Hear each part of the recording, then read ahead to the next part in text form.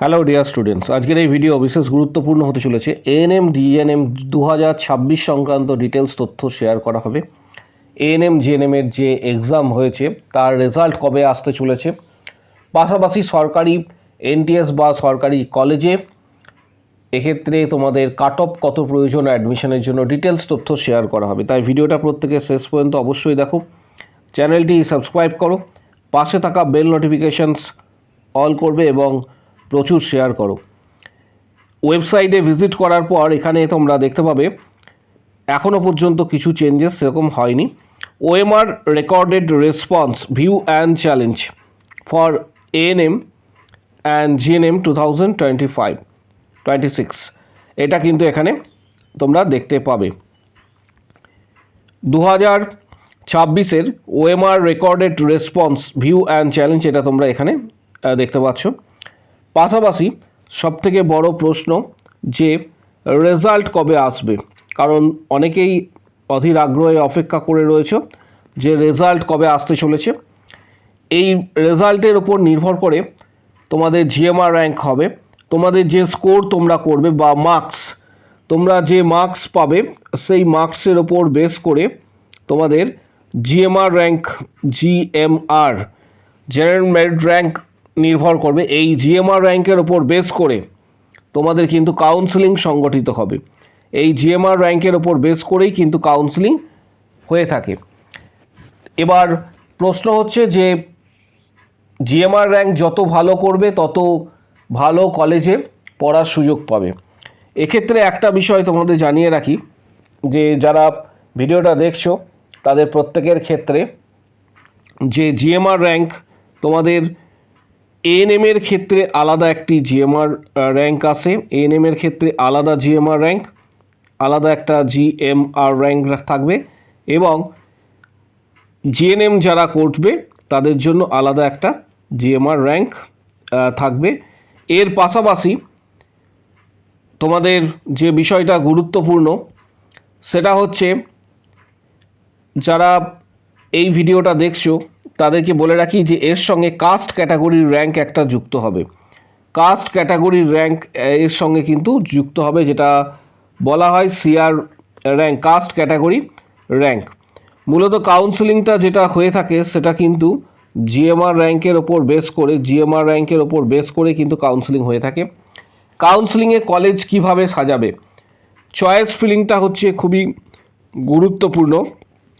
Choice filling অর্থাৎ সংক্ষেপে যেটাকে আমরা সিএফ বলি, চয়েস ফিলিংটা গুরুত্বপূর্ণ, কারণ জিএমআর র্যাঙ্ক ভালো হওয়ার সত্ত্বেও দেখা গিয়েছে যে কলেজে তুমি যে চয়েস ফিলিংটা করছো, চয়েস ফিলিংটা সেইভাবে না করার জন্য ভালো কলেজ তুমি নাও পেতে পারো কাউন্সেলিংয়ে। তাই চয়েস ফিলিং বিষয়টা খুবই হচ্ছে ভাইটাল। এখানে সমস্ত কিছুর মধ্যে হচ্ছে ভাইটাল চয়েস ফিলিং। আবার এমনও দেখা গিয়েছে যে কম নাম্বারে বা জিএমআর র্যাঙ্ক খুব একটা ভালো নয়, তা সত্ত্বেও কিন্তু সরকারি কলেজ পেয়েছে। তার জন্য চয়েস ফিলিংটা গুরুত্বপূর্ণ। কাউন্সেলিং সংক্রান্ত যাবতীয় আপডেটের জন্য প্রত্যেককে বলে রাখবো যে চ্যানেলটি সাবস্ক্রাইব করো, পাশে থাকা বেল নোটিফিকেশানস অল করবে এবং প্রচুর শেয়ার করো যাতে ভিডিওটা সবার কাছে পৌঁছায় এবং সবাই যাতে এটা জানতে পারে। কাউন্সেলিংয়ে কিভাবে তোমরা কলেজ সাজাবে এবং কি স্ট্র্যাটেজি হওয়া প্রয়োজন আগামী দিনে এই সংক্রান্ত ভিডিও আসবে। তাই প্রত্যেককে রিকোয়েস্ট করব যে ভিডিওটা একদম শেষ পর্যন্ত দেখার জন্য এবং চ্যানেলটিকে এক্ষুনি সাবস্ক্রাইব করো। এর পাশাপাশি আরও যে বিষয়গুলি রয়েছে, এবারে কাট অফ কত হতে চলেছে, এএনএম এবং জিএনএম এর কাট অফ কত হতে চলেছে। এবারে এএনএম এর কাট অফ কত হতে চলেছে, প্রথমে যে কাট অফটা শেয়ার করা হবে সেটা সম্ভাব্য কাট অফ। এটা কখনোই 100% যে মিলে যাবে এমনটা নয়, কারণ প্রিভিয়াস যে ডাটা রয়েছে পরিসংখ্যান, তার সাথে এবছরের কোশ্চেন প্যাটার্ন, এর সাথে অনেক কিছু অ্যানালিসিস করার পর এই কাট অফটা এবছরের জন্য দেওয়া হচ্ছে। এএনএম যেহেতু ফিমেল ক্যাটাগরির ক্যান্ডিডেটরাই আবেদন করতে পারে, তার জন্য এএনএমে আসন সংখ্যাও কিন্তু তুলনামূলকভাবে জিএনএমের থেকে কম রয়েছে, তাই কাট অফ তুলনামূলকভাবে হাই যাবে।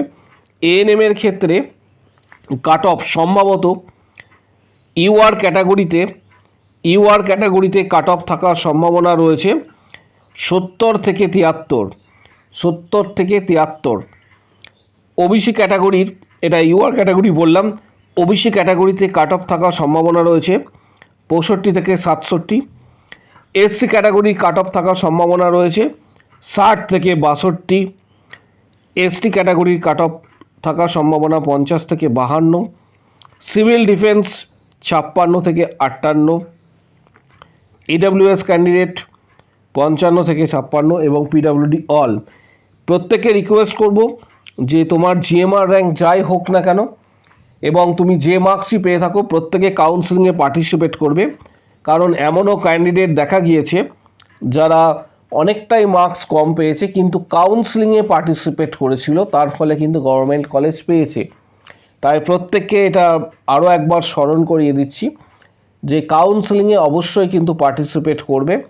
পার্টিসিপেট করলে তোমার একটা সুযোগ থাকতে পারে শেষ পর্যন্ত বা লাস্ট রাউন্ডে, যে কম নাম্বারেও বা জিএমআর র্যাঙ্ক খুব একটা ভালো না হলেও তুমি এক্ষেত্রে সরকারি এনটিএস বা নার্সিং ট্রেনিং স্কুল পেতে পারো, এএনএমের ক্ষেত্রে বা জিএনএমের ক্ষেত্রে।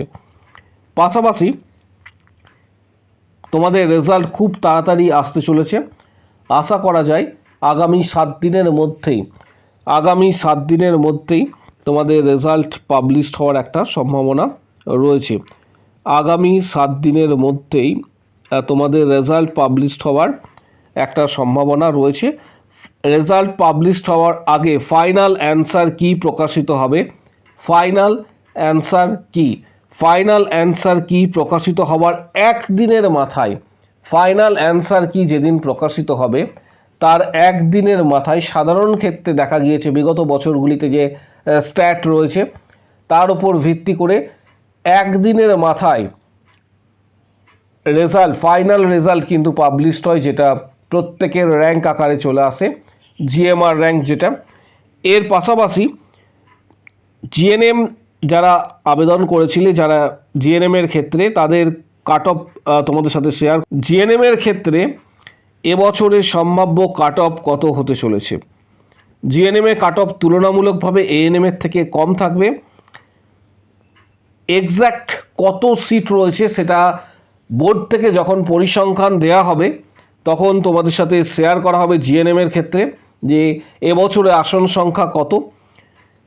এটা এবছরে সম্ভাব্য কাট অফ হওয়ার সম্ভাবনা রয়েছে ইউআর ক্যাটাগরির ক্ষেত্রে 56 থেকে 66-র মধ্যে, ওবিসি ক্যাটাগরির ক্ষেত্রে 54 থেকে 63, এসসি ক্যাটাগরির ক্ষেত্রে 47 থেকে 53, এসটি ক্যাটাগরির ক্ষেত্রে 40 থেকে 43, সিভিল ডিফেন্সের ক্ষেত্রে 48 থেকে 53। এটা কিন্তু জিএনএম ফিমেল ক্যান্ডিডেটদের ক্ষেত্রে বলছি।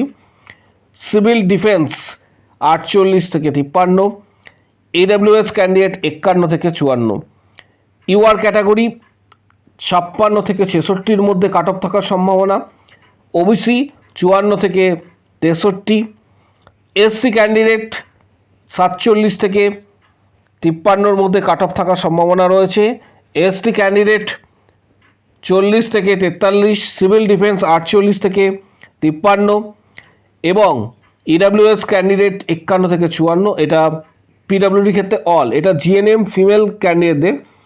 জিএনএম মেল ক্যান্ডিডেটদের ক্ষেত্রে কাট অফ থাকার সম্ভাবনা রয়েছে, কাট অফ অনেকটাই হাই যায়। জিএনএম মেল ক্যান্ডিডেটদের ক্ষেত্রে তোমরা ধরে রাখতে পারো 85+ স্কোর পেলে অনেকটাই সেভ। জিএনএম মেল ক্যান্ডিডেটরা 85+ স্কোর পেলে অনেকটাই সেভ। চেষ্টা করবে যারা 75 থেকে 80 বা 85 মার্কস পাচ্ছ প্রত্যেকেই কিন্তু কাউন্সেলিংয়ে পার্টিসিপেট করবে, কারণ কলেজ পাওয়ার কিন্তু একটা সম্ভাবনা থাকে লাস্ট রাউন্ড পর্যন্ত। প্রত্যেকে কমেন্ট বক্স সেকশনে জানাবে তোমাদের নিজেদের মার্কস কত হতে চলেছে এবং সেখানে প্রত্যেককে রিপ্লাই দেওয়া হবে। কারো যদি কোনো প্রশ্ন থেকে থাকে কমেন্ট বক্স সেকশন ওপেন রয়েছে, সেখানে নিজের মতামত জানাতে পারবে।